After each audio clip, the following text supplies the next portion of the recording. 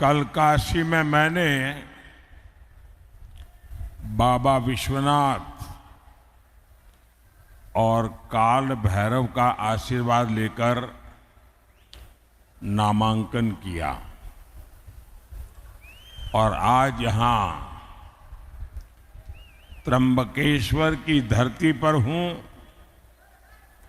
भगवान कालाराम की धरती पर हूं। मैं सभी को प्रणाम करता हूं। साथियों, आपकी सेवा यही मेरे जीवन का सबसे बड़ा लक्ष्य है।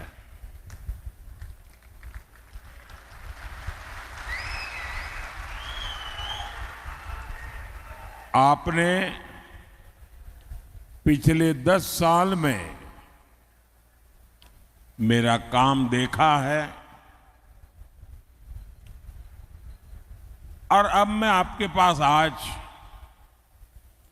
आशीर्वाद मांगने के लिए आया हूं। तीसरे कार्यकाल के लिए आशीर्वाद मांगने आया हूं। विकसित भारत बनाने के लिए आशीर्वाद मांगने के लिए आया हूं। साथियों,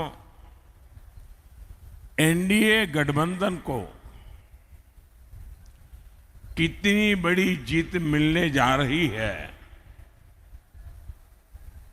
इसका पता यहां इंडी गठबंधन के एक बड़े नेता की बातों से भी पता चलता है। वो जानते हैं कि इंडी गठबंधन का जो मुख्य दल है कांग्रेस, वो कांग्रेस इतनी बुरी तरह हार रही है, इतनी बुरी तरह हार रही है कि उनके लिए मान्य विपक्ष बनना भी मुश्किल है।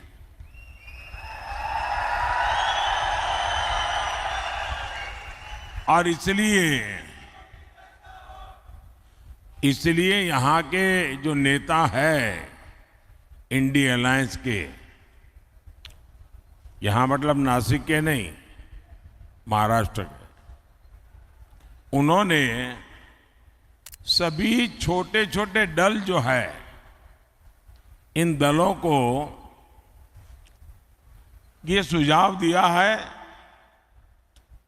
कि चुनाव समाप्त होने के बाद इन सभी छोटी पार्टियों ने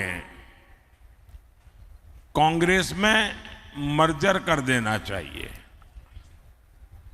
यानी अपने अपने शटर बंद कर देने चाहिए, क्योंकि उनको लगता है कि अगर ये सभी दुकानें उस दुकान में मिल जाएगी तो शायद इतना नंबर हो जाए ताकि वो मान्य विपक्ष बन जाए। ये हाल है इनका। साथियों, ये नकली शिवसेना,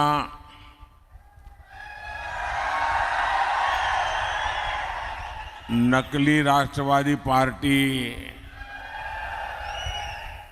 इसका कांग्रेस में विलय होना पक्का है।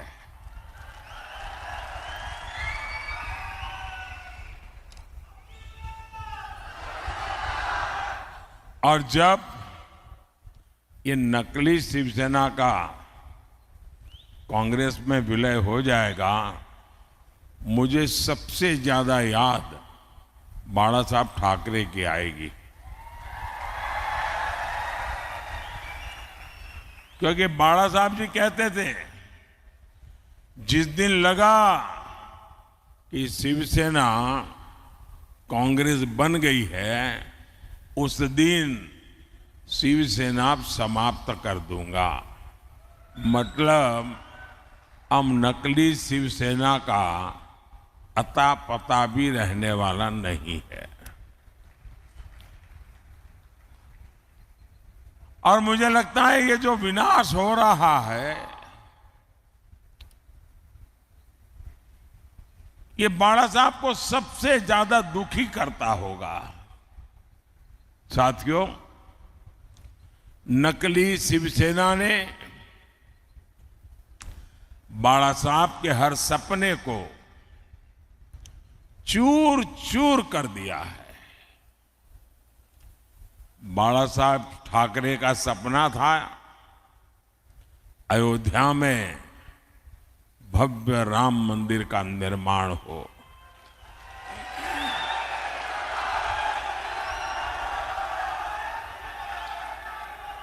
बाला साहब का सपना था जम्मू कश्मीर से आर्टिकल 370 खत्म हो।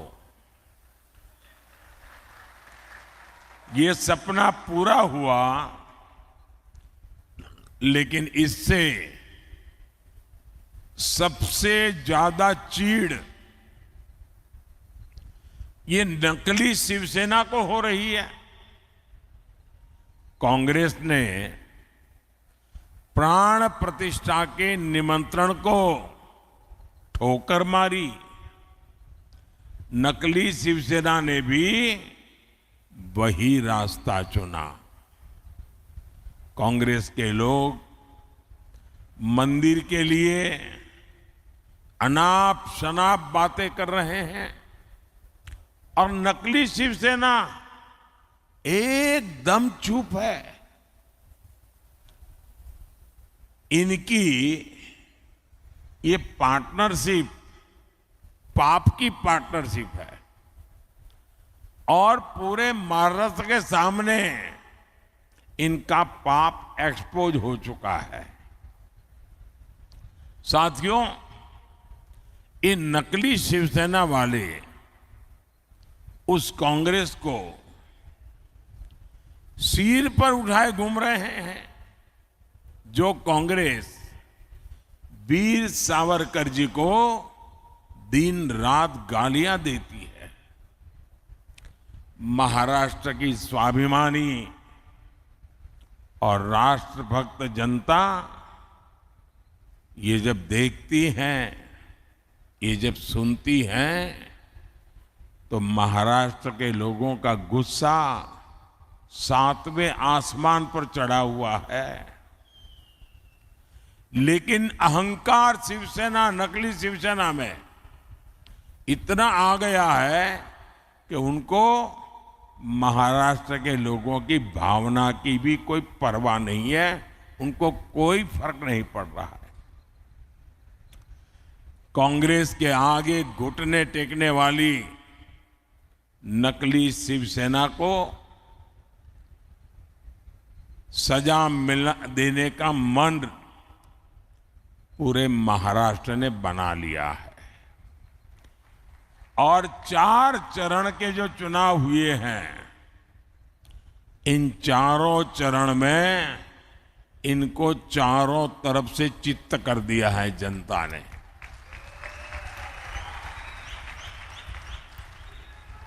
साथियों, आज मोदी गरीब को मुफ्त राशन दे रहा है। आज मोदी गरीब को पक्के घर दे रहा है। बिजली कनेक्शन, हर घर जल, उज्ज्वला का गैस कनेक्शन दे रहा है। हमने कभी भी न किसी का धर्म देखा है, न किसी का धर्म पूछा है।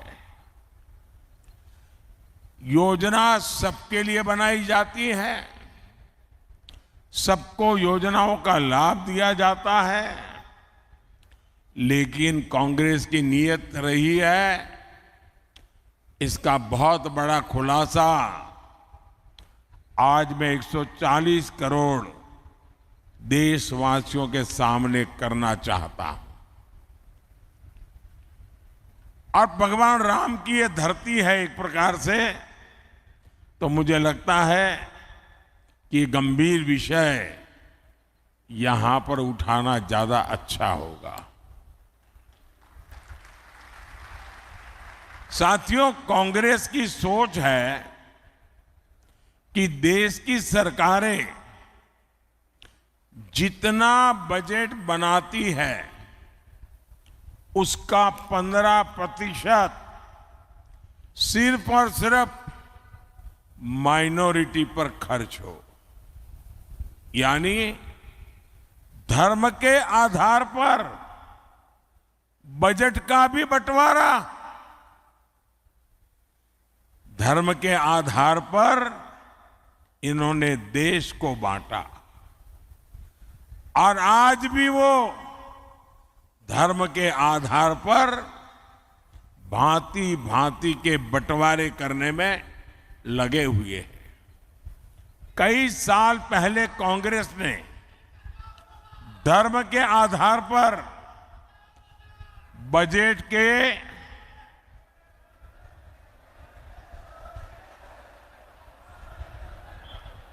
आवंटन को हरी झंडी दिखा दी थी।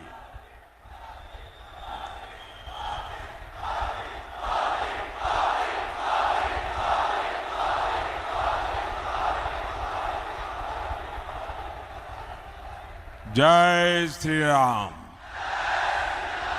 जय श्री राम। भारत माता की, भारत माता की। आप कल्पना कर सकते हैं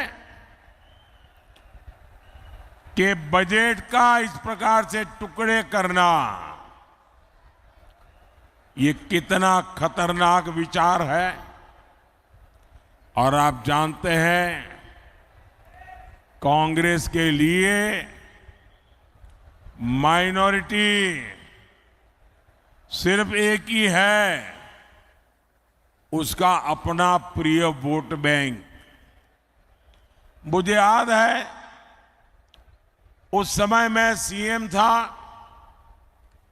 और जब ये बात कांग्रेस ने उठाई थी तो मैंने उसका मुख्यमंत्री रहते हुए पुरजोर विरोध किया था।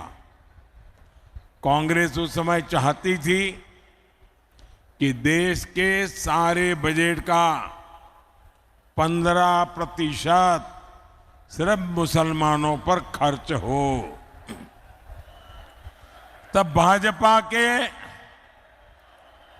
जबरदस्त विरोध के बाद ये कामयाब नहीं हो पाए थे, लेकिन अब ये सारे पुराने एजेंडे की उसको लागू करने पर तुले हुए हैं।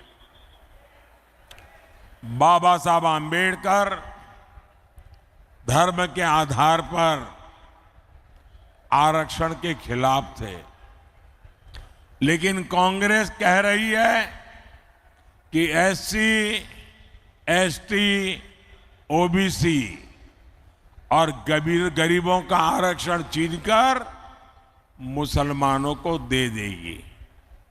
कांग्रेस आपकी संपत्ति को भी जब्त करके उसका हिस्सा अपने वोट बैंक को देने की तैयारी में है।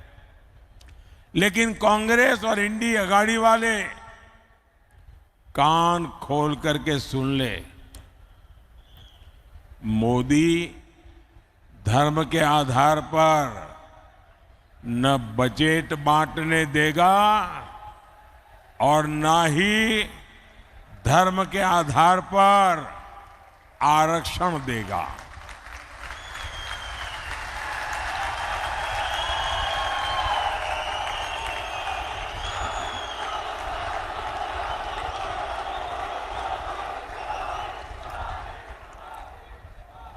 वंचितों का जो अधिकार है,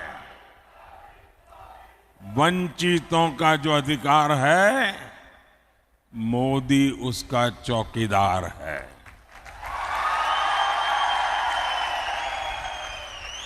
भाइयों और बहनों, हम तो छत्रपति शिवाजी महाराज की प्रेरणा से काम करने वाले लोग हैं। ये चुनाव सिर्फ एमपी चुनने का नहीं है, बल्कि पीएम चुनने का है। ऐसा पीएम जो ताकतवर भारत बनाने के लिए कड़े और बड़े फैसले ले सके।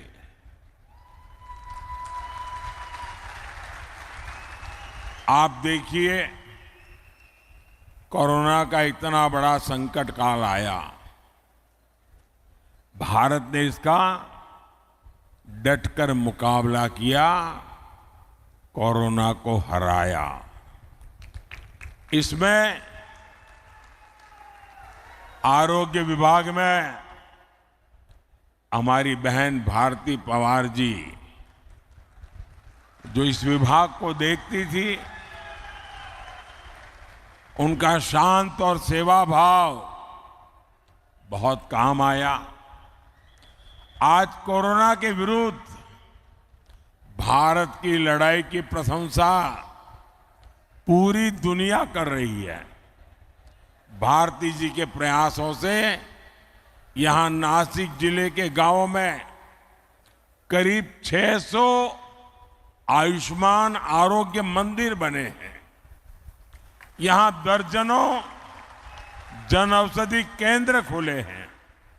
इन केंद्रों पर 80% डिस्काउंट पर दवाएं दी जा रही है।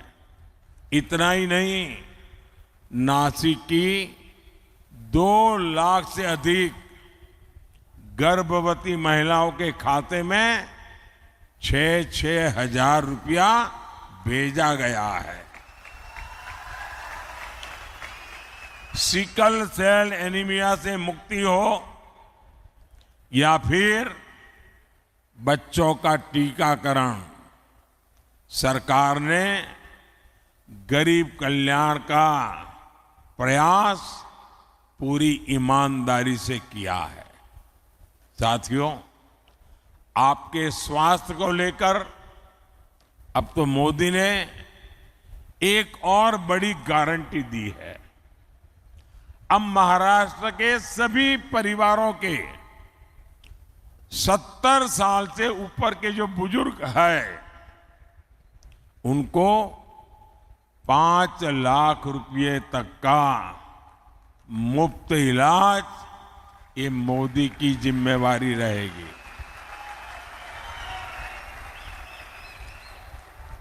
और इससे जो कमाने वाले बेटे बेटी हैं, उन पर से बुजुर्गों की चिंता कम होगी और बच्चों के लिए कुछ ज्यादा खर्च कर पाएंगे। भाइयों और बहनों, मोदी का पूरा फोकस किसान, नौजवान, नारी शक्ति और गरीब के सशक्तिकरण पर है। शेतकारी समाज ने मोदी के 10 साल भी देखे हैं। इससे पहले कांग्रेस, राष्ट्रवादी के भी दशकों का राज देखा है। और तब कृषि मंत्री तो यही महाराष्ट्र के ही थे। लेकिन तब कांग्रेस और इंडिया गाड़ी ने आपकी कोई चिंता नहीं की। आज पीएम किसान सम्मान निधि के 12,000 रुपये हर साल यहां हर किसान परिवार को मिलते हैं। यानी आने वाले 5 साल में कम से कम 60,000 रुपये हर किसान को मिलना तय है। पहले 1 पैसा भी मिलता था क्या?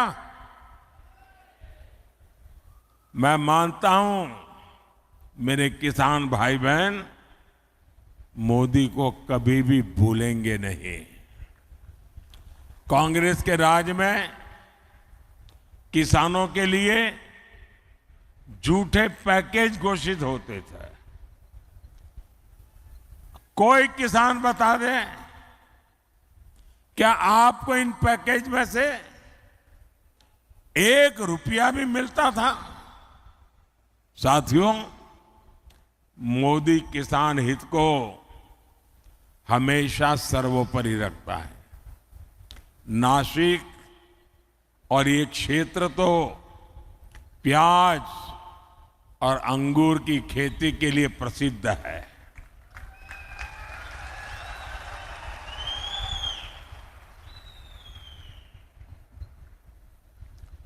ये हमारी सरकार है जिसने पहली बार प्याज का बफर बनाने की व्यवस्था शुरू की। पहले के सरकारों में ऐसी कोई व्यवस्था ही नहीं थी।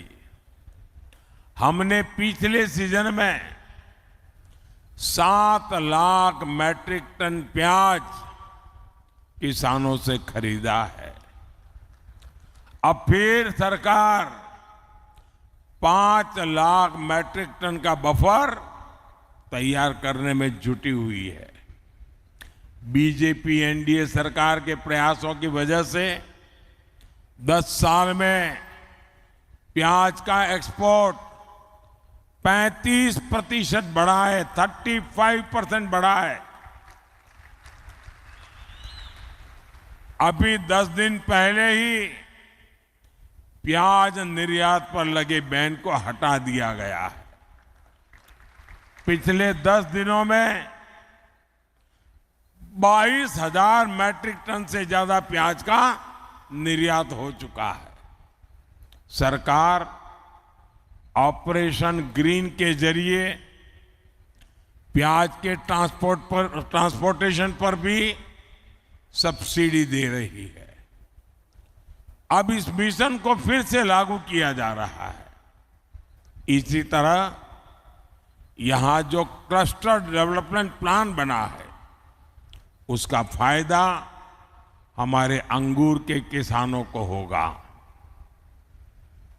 साथियों, जन कल्याण की ऐसी ही गारंटियों को पूरा करने के लिए डिंडोरी से बहन भारती पवार जी और नासिक से शिवसेना के हमारे साथी हेमंत गोडसे जी को भारी मतों से विजयी बनाना है। और इसलिए मेरा आपसे आग्रह है कि मतदान ज्यादा से ज्यादा हो। संकल्प पुराने सारे रिकॉर्ड तोड़ने का हो, पोलिंग बूथ जीतने का हो और अधिक से अधिक लोगों को मिलकर के भारतीय जनता पार्टी और एनडीए अलायंस को आप विजयी बनाएं, एक मजबूत सरकार बनाएं, आपका भविष्य भी उज्जवल हो, आपको बच्चों का भी भविष्य उज्जवल हो। इस गारंटी के साथ मेरे साथ बोलिए, भारत माता की, भारत माता की, भारत माता की। बहुत बहुत धन्यवाद।